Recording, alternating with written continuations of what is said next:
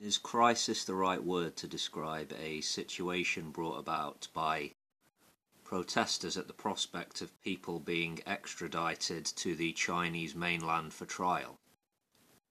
I was in Singapore over a month ago, and this story, this reality, was front and centre in the news feeds. People on the streets in large numbers, mostly peaceful, but clearly a massive popular front against government policy was being witnessed by the world. I'm pretty sure we had the Chinese ambassador to the UK on TV fairly recently talking about the numbers of protesters not being as large as certain people are reporting, exaggerated numbers, and maybe there was a little warning against foreigners to stay out of Chinese internal affairs. But these protests, gatherings, have been going on for weeks on end.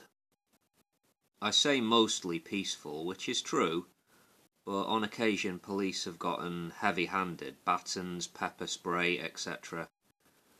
And some protesters have thrown more than hostile words in the direction of the authorities. Clearly some Hong Kong politicians are on the side of the people and have been very vocal about what's going on. Hong Kong is a special administrative region of China, part of the two systems, one country arrangement, former UK colony, handed back to China more than 20 years ago. The territory has its own legal system, independent judiciary, different politics to the mainland, its own currency. It's understandable that some people actually mistake it for its own country, but no, it's a part of China. What's happening now is more than a simple flashpoint about a single issue.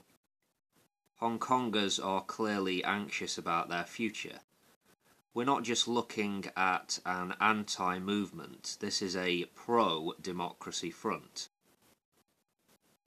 Hong Kong's leader, Carrie Lam, has said the extradition bill is dead.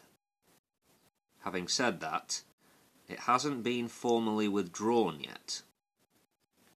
Carrie Lam is Hong Kong's chief executive, not a particularly democratic figurehead, if you understand anything about how you would get to be in this position.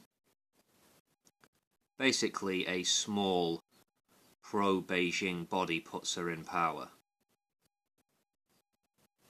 Universal suffrage is a demand by the people of Hong Kong. Not an unreasonable demand, right? But not hard to understand why the communist regime would be against this. But the people on the streets, they can see that these protests, gatherings, shows of popular strength, they work up to a point. Because of the way the wind is blowing right now, Hong Kongers are more inclined to identify as Hong Kongers rather than Chinese. Hasn't always been this way. Now, you can bet that despite what they might actually say publicly, powerful people in Beijing are seriously concerned about the events of the past few weeks and concerned about where all this is going. More rallies, pro-democracy rallies, are apparently happening today, going on as I speak perhaps. The political clash is obvious. Maybe somewhat less overt is the cultural clash, a regional identity making its voice heard against an authoritarian government.